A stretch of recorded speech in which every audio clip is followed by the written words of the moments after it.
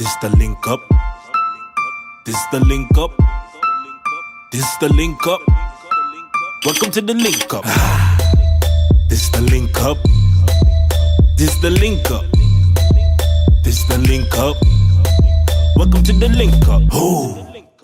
Yes, welcome back, ladies and gentlemen, to another edition of the Link Up Podcast with your host, Mr. King, No Kana, and Woods here today. Sorry, Kana can be present today. The man had some issues, basically. Yeah. Let's just leave it at that. We need to go into too much details as to why Mr. Kana couldn't be here today. But in any case, we got a special guest in the building today, none other than...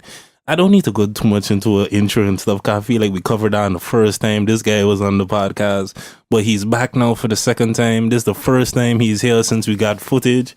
Last time he had his own footage and stuff. You know, we were still slacking, but the man make sure to get himself on film and stuff. But now we got Nelly Blaise in the building. Yes, hello. Welcome. Yes, what's up? Glad to be back to the Link Up. Yeah, man. You know, I just love it here. Feel like I'm part of the family. I don't know how you guys feel. I mean, it's always, at least from last time, it was good conversation. Usually whenever we talk, it's good conversation. So, I mean, I always appreciate it. Thanks for having me. It feels like an honor to be part of this, you know. I really like what you guys doing for the Caribbean. For the Caribbean people representing, you know. Yeah, we trying. You guys doing a good job. I feel like this one would be a little weird. The first podcast without Kana. Yeah, it's like since we started, this is the first one without Kana. But in any case, Nelly came through to talk about some important stuff, some stuff that I saw going on, and I personally thought it was interesting, and that's why I hit up Kana to contact this young man so he could present and talk about his idea, because I personally wanted to learn more about what it is that he's been doing. So tell us a little bit about this Kushobi thing. What is Kushobi? Well, I have the book right here. So just show it to the camera, not me. I got well, it's not the book. It's actually a draft version. So this is an excerpt that's taken from the graphic novel itself, and it serves as an anecdote, and you can get a little taste of what the graphic novel is going to be. So what I did, I took out little parts of the story and I put it in this little draft version, and all the characters that are in the graphic novel as well are in this draft version. So this is not the complete, this is not actually the real deal, you know. So the real deal I'm going to show you guys here is not for the eyes, for the public eyes to see. So I'm going to let you guys compare the draft version with the real version and everything like that, and see what you guys think. But basically, Kushobi is a graphic novel based upon indigenous cultures from the Caribbean islands. So basically the Caribs, the Arawaks. And it's told from a perspective of an African person, which is me. And I'm bringing my culture, which is voodoo, and bringing Egyptian mythology within this. So I mixed the indigenous cultures of the Arawaks and the Caribs with this story, and then I'm telling it from an African perspective, and it's basically has cosmic energy, voodoo culture, Egyptian mythology, and everything like that. So if you're interested in learning something that's totally non-traditional Western comic book or from superheroes from that aspect, then Kushobi is a book for you. What was the inspiration for this? I mean, I assume, I like to think it's, knowing the type of person you are, I simply feel like it comes from a place of like, you're tired of complaining, you felt like doing something about it. See, understanding that there is a vacancy or there's a need for something like this, for it to be like, okay, we getting graphic novels or comic books told from black stuff, incorporating all of our spirituality and different stuff like that. Is that more or less the reason you had this? Because I feel like, well, to be honest, where did it come from? Kushobi was made a very long time ago, so like actually 2 years ago. So it didn't have anything to do with, say, for instance, how Western culture would interpret black culture and then try to make like a story out of it, like Black Panther or something like that. It came from me just being very curious about life, and what I like to do is write. And I was just sitting down one day, and I don't know what happened. I just want to say, like, maybe the creator or my ancestors just talked to me, and they just was speaking all these African stuff in my head, and I wanted to find out more. And I kept on doing research, and I researched about Benin, I researched about Egypt, and then I was researching about the Caribs and the Arawaks, and I saw a pattern that these stories were never told, like, to the public, told to the Caribbean people, never told to Black people. And I said, okay, this is my culture. I was born on St. Martin. This is where the Arawaks and Caribs come from. I believe that my ancestors come from Benin. So this voodoo culture is mine, and the Haitians never forgot about it when they came from Benin, you know. So why not make my own story? And then I just started to put the pen down, and I just kept on writing, and I never stopped. And then Kushobi was born. Did you do any looking into the Tainos as well? Because according to me, like, the Tainos were more specifically on St. Martin, like St. Martin specifically. Tainos, along with the some, I can't give you all the details and history on who was where and how much percentage of the island was inhabited by who or whatever. But to my knowledge, it was like Tainos, Caribs, Arawaks. I don't know so much about the Caribs being on St. Martin. Maybe I'm wrong. I mean, I know that I severely lack knowledge when it comes to St. Martin history. It's something that I always talking about. I would love to learn more about. Okay. But to my knowledge, like, the Tainos were there. That's why I asked the question and stuff. But all right. So I did a lot of research, and I don't want to say I know everything. So I'm just going to say based on the research that I did, because I was doing this research ever since I was 18. Right now I'm 27. So the research that I've been doing. Than me? I know you a long time. I don't know. I forget you was. I did not realize you was older than me. But you continue. Yeah, you look older than me with the beard, you know. Why shave it off? You lose some years. Why not? I did it once. I ain't never going back. I looked like a vagina, and I was like, no, this is not a good look. Stop it. Okay. I'm not going to say anything about that comment. He was doing your research. He was doing your research. But yeah, back to my 18-year-old self.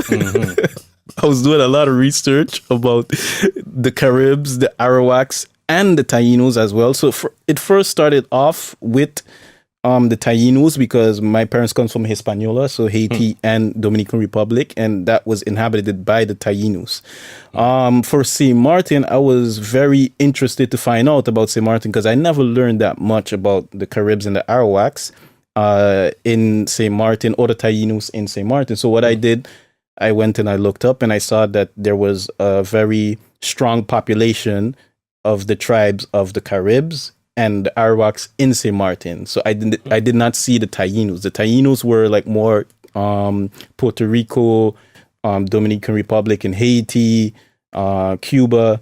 So it was just a mix of different tribes all around the Caribbean nations. And the ones that I specifically saw when I did my research were on St. Martin. So that's why I kept on saying that this has more Carib and Arawaks influence more than Tainos.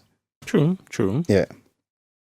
I also was kind of surprised. I was going to ask you, but I'm glad you answered already, the reason for Benin. Because I mean, I just know that majority of them West Africa. For me to say specifically where, I know there's numerous countries in West Africa, and that's just generally speaking where all of our ancestors from. That for us people that in the Caribbean, most of us is some West African country. But I didn't know that Haiti and Benin. Like, how do you come across that information? How did you come to know that information about Benin and Haiti specifically? Yeah, so what I was doing, I wanted to know where I came from. I'm always interested to know about myself and how I came to be, you know? So what I did was I specifically looked into my mom's background, which is from Dominican Republic, and I looked into my dad's background. The thing with Dominican Republic is that when you search for the slaves that came from Dominican Republic and try to see where the Spanish took them, it was very hard for me to get accurate information that was like a lot of articles and and stories that led to where they came from. So I was like, okay, that's kind of strange. Why am I having a difficult time? So what I did was I looked for Haiti, and then there was so many articles on where they possibly could have come from. So Togo, Benin were the countries where France went, took the slaves. So sometimes they would purchase, but sometimes they would also capture because they had wars and stuff like that. So they would take the captives and the prisoners of war. So they weren't like slaves as they would actually say, basically. Well, are you generally speaking prisoners of war are put into like a servitude type of position? So what I would say is that based on what I researched is that they had a war, they captured the prisoners, and I would call them prisoners, and they turned the prisoners into slaves. That I would say, for me when I was reading what I read, and so that's what I saw, and then that was accurate because in Benin. In the kingdom of Benin, their culture was voodoo. And in Haiti, what they do, they have different cultures. They have Christianity and they have voodoo culture as well. And out of the whole Caribbean, Haiti was the only one that practiced voodoo, like really like was well known around the world. They have different countries in the Caribbean where they do practice voodoo, but they're not well known like that. Maybe St. Lucia, Dominican Republic as well, Cuba, but Haiti is well known for it throughout the whole entire Caribbean and throughout the whole world. So it made sense that they came from Benin, So I made that connection.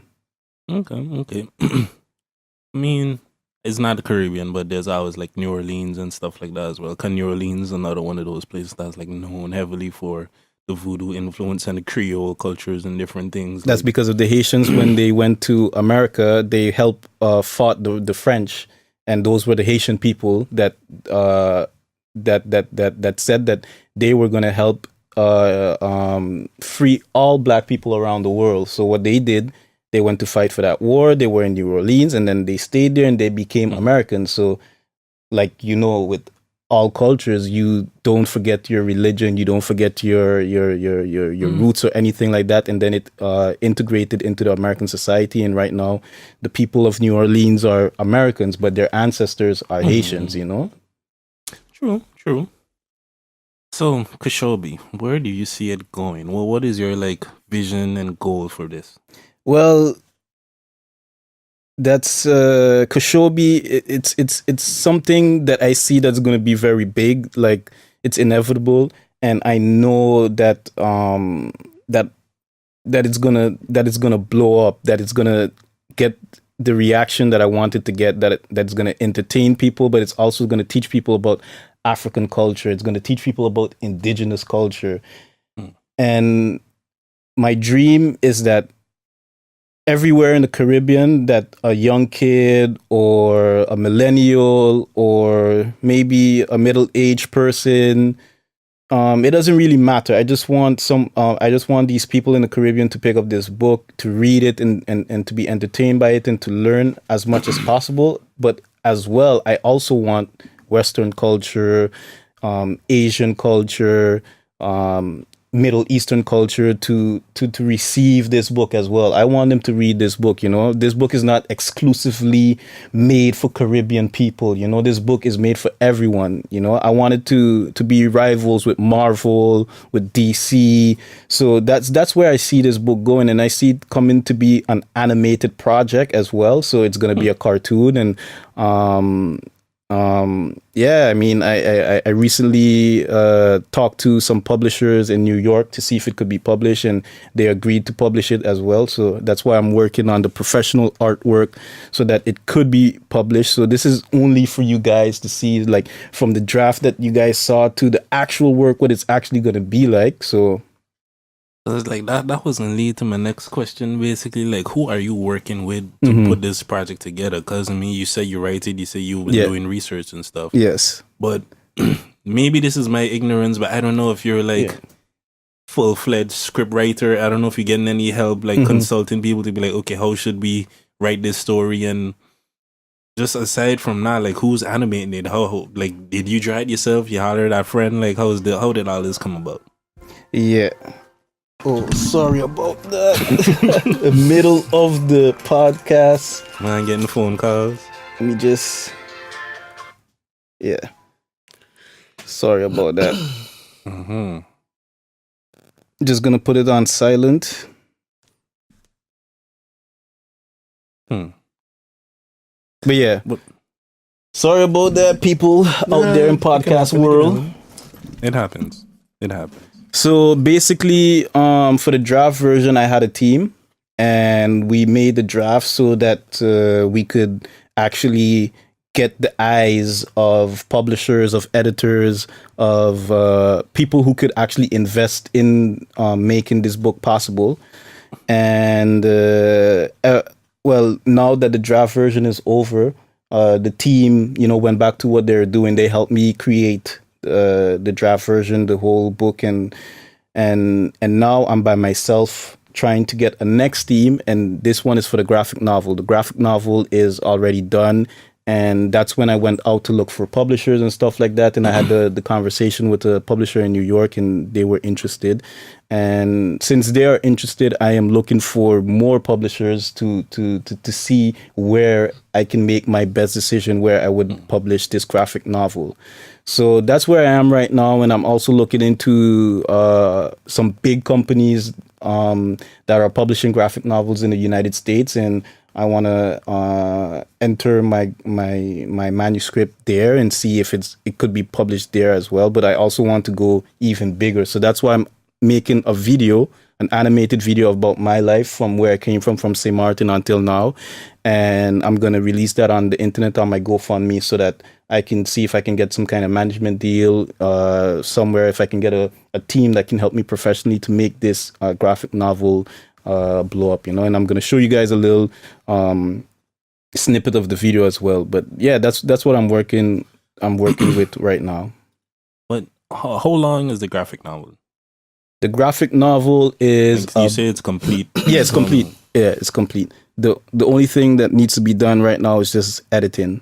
So making sure that the sentences are good, the grammar, punctuation, and everything like that. And I want to insert a little bit about the Caribs, indigenous culture in certain parts of the book. So that's what I'm working on right now, and then it should be like completely done by January. Well, when you say the graphic novel is finished, I assume you mean more just the story. The story is done. Everything is done. Everything. Like the animations to go along with it, or no, just the that's not done. Just the story. The story is done. One character is done. Like one character is done for the graphic novel, and we have like 12 more characters to go.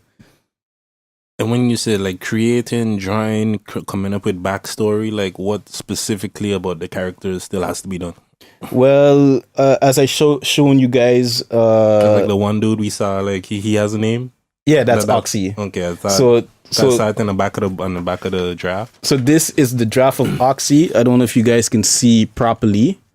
So, and maybe you could send me a picture or whatever. I'll put it up in post or something. Yeah, okay. So then the real version of Oxy, I'll show you guys the sketch version of Oxy, not the real version, because I think when you do get the book, then I think you deserve to see, the actual artwork, Mm-hmm. So it went from this then to that, and that takes time, and there's a lot more characters that needs to be worked on, because to work on these characters, they come from my mind, and then I need to reference it to tell the illustrator how I want it exactly. So all that is a long process of making the character look how he does right now, the way how you're seeing him.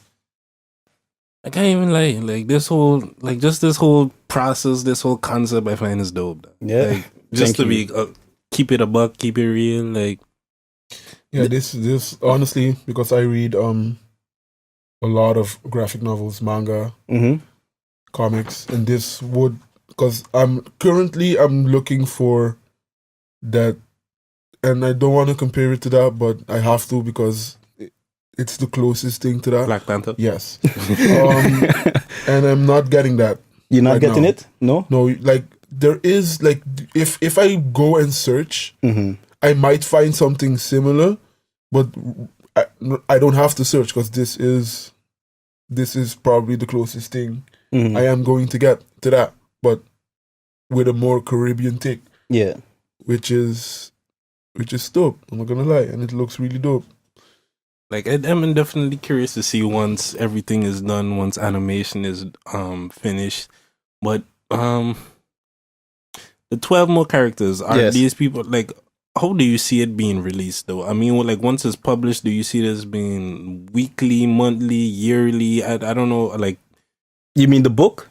Or I don't know how exactly you plan to release it. Like, is it just gonna be like a comic book that's come out every month or something? Like, maybe I should explain more better what I'm doing, because right now it's still kind of like in a conceptual phase. I guess it's not like the actual thing yet. Well, the public is not getting that at least yet. The public won't get the actual thing. Do you want to release this like monthly? So monthly a snippet of the story comes out? Or? Yeah. So let me answer that question. So this is why I made the draft. Because I want people to know about the story and marketing. To get people behind the idea of just like, yo, this Kushobi thing is a reality. It's coming. Exactly. Look at it. This is what you have. This is a taste of what you have to expect. Exactly. So this is why I made the draft of Kushobi, because you can't have a product and the public don't know who you are. You know, they won't invest into you. They won't trust you. So I'm a new writer.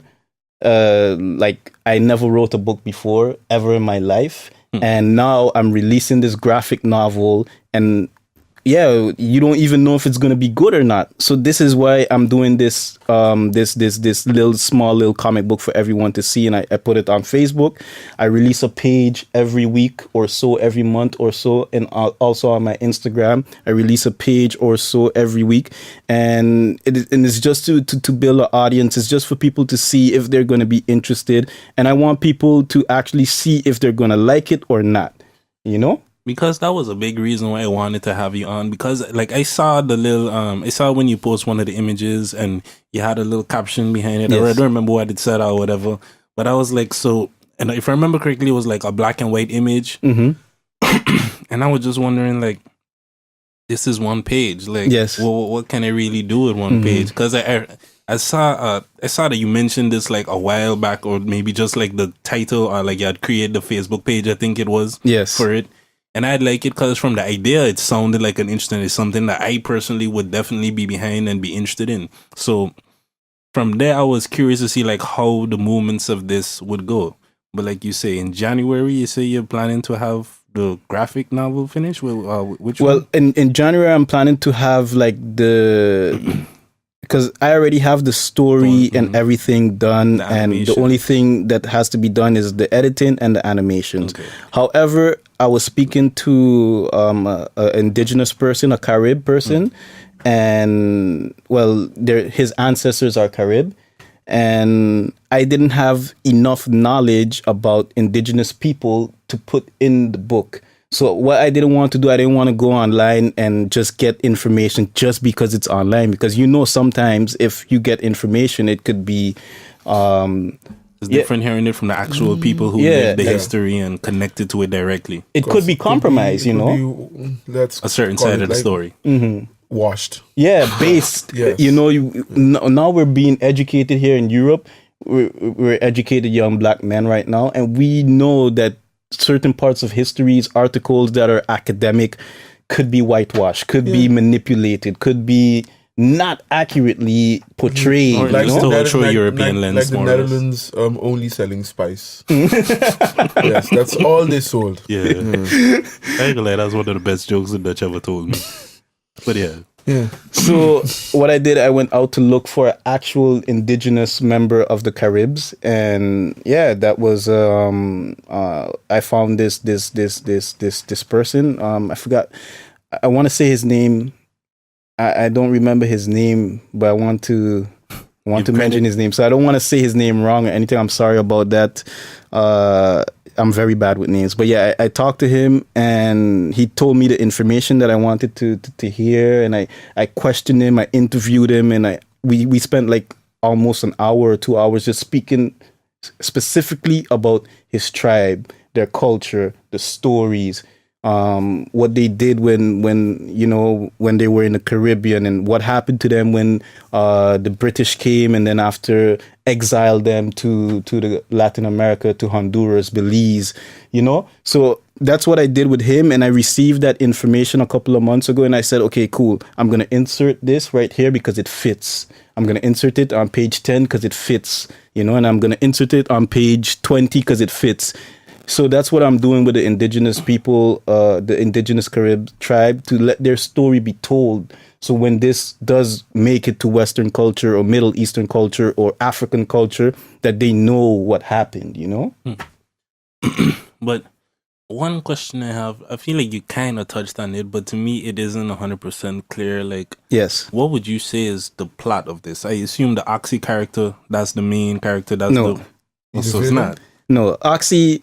So that's the thing about Kushobi. Is there a protagonist? There is a protagonist, and I did not want to make this story particularly how Western authors or writers make superhero stories. So you don't want to have a good versus bad story, basically. Yeah, there's a good versus bad story. But it's told in an Afro-Caribbean way, right? We really don't have a culture in the Caribbean where we can draw from and say, okay, this is a way how we write, or this is the way how we tell stories. But there are stories been told. Might be kind of debatable. If you get in the rooms with the right, people who really into literature and stuff, because in Caribbean authors and stuff like that, there definitely are. You have stories like Anansi, maybe not in a graphic novel form. Exactly. Like there, I will say I can't think of any. I certainly don't know any Caribbean graphic novels, but there certainly is maybe Anansi Caribbean literature. Aside, I don't know if Anansi was it in comic form? It wasn't in comic form because it come to me that was just like stories. Yeah, it was stories down, exactly. Orally. Yeah. Okay.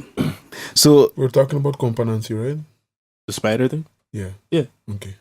I know it's not just Anansi. I don't know. No, in Aruba they call it, and in Aruba they call it Companansi. But yeah, I was just making sure that we all talk about the same thing.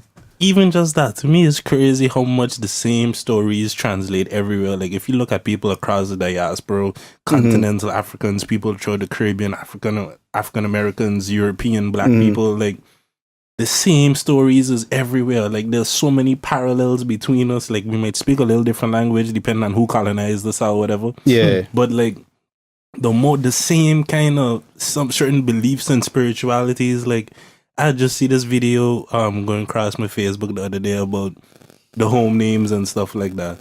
The way that all Caribbean, or why is it that so many Caribbean people is like your name might be Ashley, but people don't even know that that's your government birth certificate name. Everybody calling you something like Susie or some shit like that. That don't make no sense.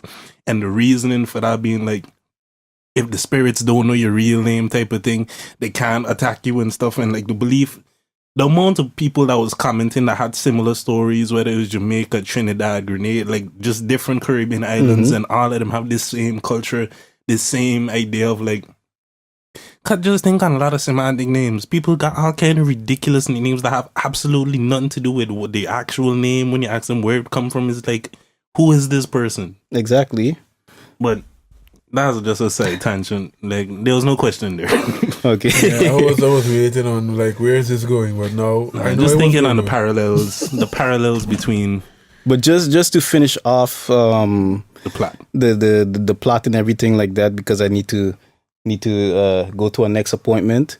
It's just that the plot that I was working on with this story is not traditionally told in a Western way, And what I wanted to say about Caribbean authors is that they have a particular way of writing with the patois, because there's some books that they incorporate patois in it and how they tell stories.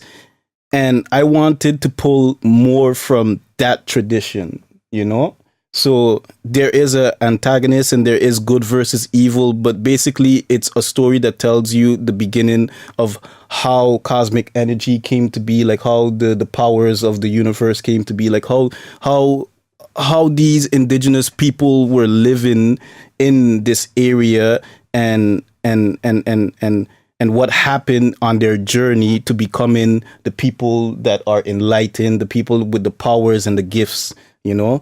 So basically, without giving you what the story entails, is just that Oxy is a descendant from a tribe that got powers from an entity that had knowledge, you know. So he basically comes from a tribe that was blessed with a lot of knowledge, and with that knowledge came power and actual physical power, you know. So and it goes through this journey of how he took this power and he went to Egypt where they were plagued with, I would like to say, how the mummies were birthed, you know. So I'm giving you actual entertainment and education of how the mummies came to be. And it's not, I'm not trying to say that this is real, that this actually happened. This is just in the world of Kushobi, inspired, you know? Yeah. So I'm not telling you, the mummies were real and this, no, this is a story. This is a graphic novel. This is sci-fi, people. So please don't take this as actual, you know? So he went there into Egypt to eradicate this plague of mummies that are in Egypt. The pharaoh came specifically to look for someone who was powerful enough to fight this evil. And Oxy was that person that he saw. And Oxy is now in Egypt fighting evil. He's having a family. And there the story begins. And then a hero is born. Oh, I see. So, and then the graphic novel will go into part 2, part 3, part 4, part 5. And that's where the animation comes in. That's where the story comes in. So I don't want to give too much out because then you're going to realize, okay, where the story is. Because it's very simple. Like, my mind is simple. I'm a simple person, you know? So when you read this story and you keep on going, you'll be like, oh, so this is what's gonna happen. You think you know what's gonna happen, but then, you know, there's like a little twist and turns here, there, and there, and then it's like you know, it's a plan, a mapped out plan that I made, that I followed from, that I got inspired by different other stories that I heard. But yeah, I just want you guys to see the comic version, the draft version, and then afterwards I want you guys to get inspired or feel motivated to get the book actually. Well, I mean, if it wasn't clear, I am definitely interested.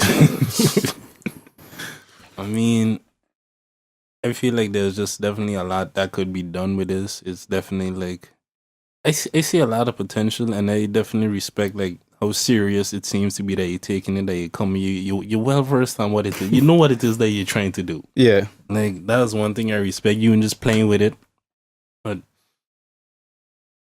I don't know. No, boy. Like, I'm looking forward to when the product comes out. Yeah. You know you gotta buy it. Prices and stuff like that. No prices yet. All no. That talk with publishers and stuff like that happen. Yeah, no True. Prices at all right now. Right now, I'm spending my money for the illustrator and trying to get the book out and everything like that. So that's what I'm doing. Appointments calling, man. Yeah. So that's what's going on right now. So how much more questions you could take? I think we should wrap this up soon. Yeah, I think we should wrap this up right now because right now I need to go. So. All right. Well, I feel like, I mean, we covered the majority of the main topic that we needed to cover. Got into that. This certainly is the shortest link up episode that we've ever have. Like, that for sure. Like, less than an hour. But we definitely appreciate you coming through talking about Kushobi. And as the updates go along, as there is more, I guess, concrete stuff that actually is out for the public to receive and stuff like that, you know, when it's official, I guess. We would love to have you back when the book is out. Sure. Okay. Thank you for having me. I want to read through that, though. I definitely want to look through at least the draft and stuff, see what's good, because I just looked through it quickly there. But yeah, with that being said, unless you got anything to let our listeners know, Yeah, if you guys want to support this movement, you can go on Facebook. You can find it on Kushobi. Just type in Kushobi. Kushobi, the graphic novel, just search that up. Or on Instagram, you can type in Stems by Nelly Blaise, and then you'll also find it there as well. And on GoFundMe, just type in Kushobi, the graphic novel as well. Or Kushobi. All right. That's it. Well. You had something to say, Woods? No, not really. Okay then. I ain't really got nothing to plug this episode. I think, we run on time, so we can just wrap it up here, leave this here. So yeah, peoples, with that being said, we'll see you the next time we link up. Peace.